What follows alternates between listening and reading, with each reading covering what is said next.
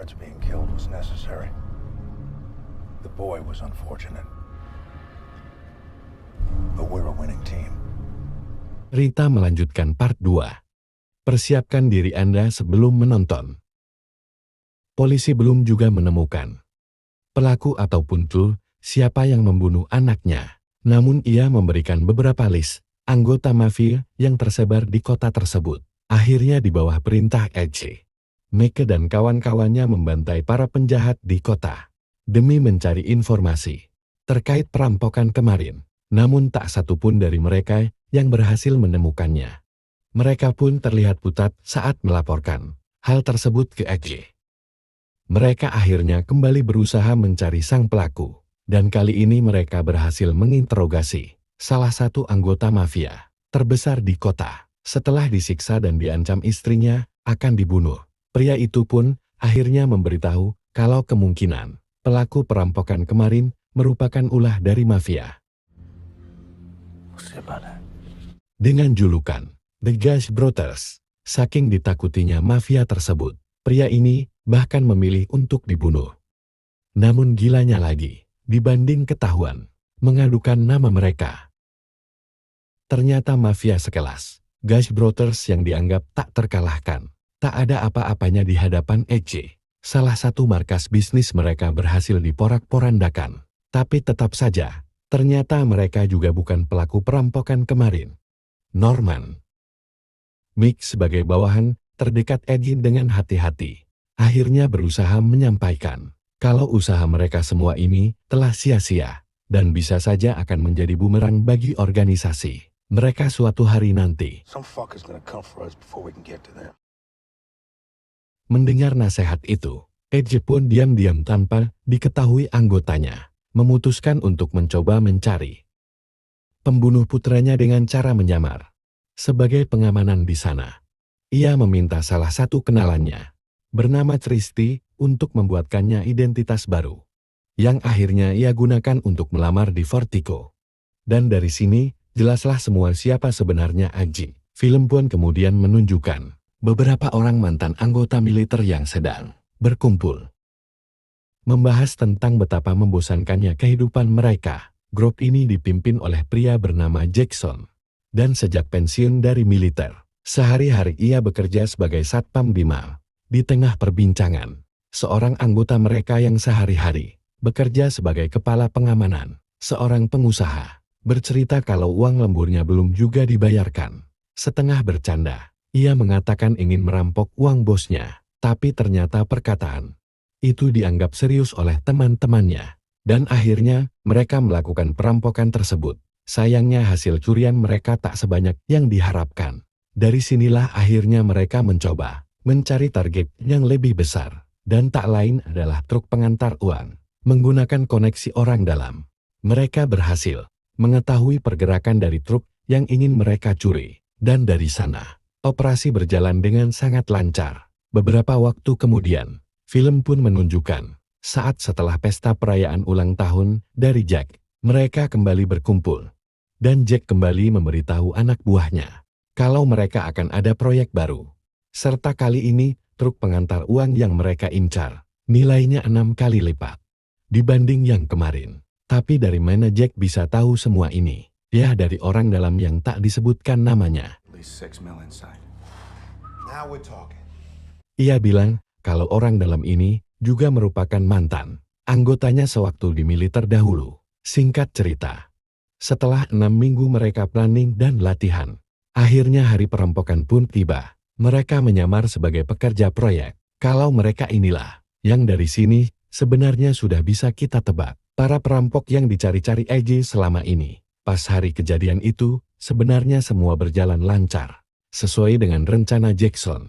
Namun salah satu anggotanya yang paling arogan bernama Jen, terlihat panik karena pengamanan dari Vertigo sempat memberikan perlawanan. Dan karena wajahnya terlihat oleh Dogi, makanya dia juga ikut dihabisi. Kemana? Setelah merampok, kurang lebih selama 5 bulan. Jackson dan anggotanya vakum tanpa pergerakan. Dan kali ini mereka kembali berkumpul karena akan kembali melakukan aksi perampokan besar-besaran. Mereka tak lagi mengincar truk pengantar uang, Namun yang akan mereka rampok adalah isi brankas dari Vertigo itu sendiri. Jika berhasil, mereka bisa mendapatkan uang sampai triliunan. Tapi tentu saja, semakin besar keuntungannya, semakin besar juga resikonya. Rencana mata mereka ini muncul berkat bantuan orang dalam Vertigo sendiri yang tadi Jackson sempat sebutkan. Akhirnya 3 minggu kemudian, hari eksekusi pun tiba. Jackson sendiri berpamitan ke istri dan anaknya yang tak tahu apa-apa soal aksi gilanya. Dari sana ia sempat singgah untuk menjemput Jen. Melihat isi apartemen Jen dipenuhi barang-barang mewah, Jackson sempat emosi karena hal itu bisa membuatnya dicurigai kepolisian. Grab your gear and let's go. Di lain sisi, minggu itu brankas di Vertigo bisa dibilang lagi penuhnya pengamanan di sana pun ditingkatkan. Singkat cerita, hari itu setelah mengantar uang ke beberapa titik, Bull terlihat gelisah, dan pada akhirnya ia pun memberitahu Edge kalau dirinya selama ini adalah orang dalam diri para perampok. Tentu Edge sebenarnya sangat gembira. Akhirnya bisa menemukan orang yang selama ini ia cari. Namun ia mencoba bersikap tenang dan menggali informasi lebih dalam. Bullet sendiri bercerita kalau hari ini teman-temannya akan merampok brankas Vertigo. Dan alasan ia memberitahu Edge terkait rencana ini tak lain karena ia membutuhkan bantuannya untuk bisa masuk ke markas tanpa dicurigai. BTW Mimin kembali mengingatkan bagaimana sistem di Vertigo, di mana untuk mobil bisa kembali masuk ke markas. Mereka membutuhkan laporan dari 2 orang yang sejak awal bertugas. Jika tidak akses tak akan diberikan. Maka dari itu, Edge pun berpura-pura untuk setuju dengan tawaran Bulat. Dari sana, mobil mereka mengangkut 4 orang anggota Jackson. Namun untuk memastikan rencana berjalan dengan lancar, saat di gudang, tangan Edge diikat dan senjatanya diambil. Sudah ya, sejauh ini, semua berjalan sesuai dengan rencana yang Jackson sudah buat.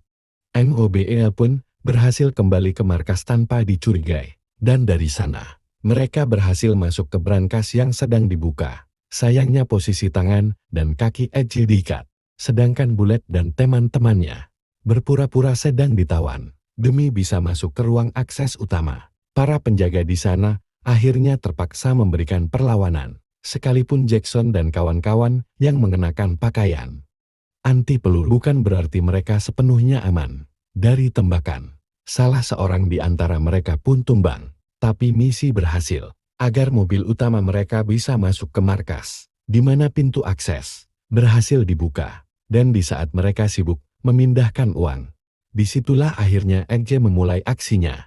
Body and Astaudo. Edge juga mengambil pakaian yang musuhnya tak dikenakan. Berkat penyamarannya, ia berhasil membunuh 1 lagi anggota Jackson. Setelah itu, ia diam-diam memasukkan HP ke salah satu tas uang di dalam mobil. Di lain sisi, Dave dan Terry yang tadinya sudah dibebaskan oleh Edge sempat menjadi incaran salah satu perampok. Hampir saja mereka mati jika Edge tak segera muncul dan membunuh perampok tersebut. Tapi sayangnya, akibat pertarungan barusan, kaki Edge sempat terkena tembakan dan terluka parah. Sedangkan di luar sendiri, saat ini sedang terjadi perlawanan antara perampok dan pengamanan yang tersisa. Terlihat Dana dan teman-temannya berhasil menahan Jackson untuk kabur. Tapi yang mereka tak perhitungkan sama sekali adalah Bullet yang tiba-tiba muncul dan menembaki mereka dari belakang. Saat akan naik ke mobil, Jackson dan kawan-kawannya dihujani peluru oleh Edge. Dan salah satu tembakannya berhasil melukai leher Jackson. Tapi tanpa Edge sadari, Bullet juga ternyata sudah berada di sampingnya. Nah dari sini tersisa Bullet, Jackson dan Jen. Namun bagaimana mereka akan kabur? Ternyata menggunakan mobil baja Vertigo, mereka berhasil menembus barikad polisi. Mereka mengarah ke sebuah gedung yang mereka sudah rancang agar polisi tak bisa mengikutinya. Dari sana, sesampainya di sana, sedangkan luka Jackson terlihat semakin parah, tas-tas uang tersebut dipindahkan. Sebenarnya beberapa hari sebelum eksekusi, Jackson dan anggotanya sempat membuat perjanjian, di mana jika hanya ada 1 orang yang selamat dari perampokan ini, dia harus merawat keluarga dari teman-teman yang ditinggalkan dengan membagi uangnya. Tapi Jackson terlihat khawatir jika yang selamat itu adalah Jen. Karena ia terkenal egois dan tak beradab. Dan benar saja, bukannya membantu Jackson melarikan diri, ia malah membunuhnya. Oke. Di gedung itu, terdapat sebuah terowongan rahasia yang tak diketahui siapapun. Menggunakan motor ATV yang sudah mereka letakkan di sana, uang-uang itu kemudian diangkut ke ujung tunnel. Yang di sana juga sudah terdapat mobil yang siap digunakan di akhir aksi ini. Sebenarnya Bulat ingin mengkhianati Jen. Tapi ternyata, dan rencana pelarian itu pun berhasil.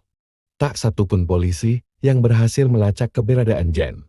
Malam itu, sehabis mandi, Jen yang lagi asik minum-minum, tiba-tiba dikagetkan dengan daring telepon dari salah satu tas uang miliknya. Dan ternyata, Don't want the money. But you still read this.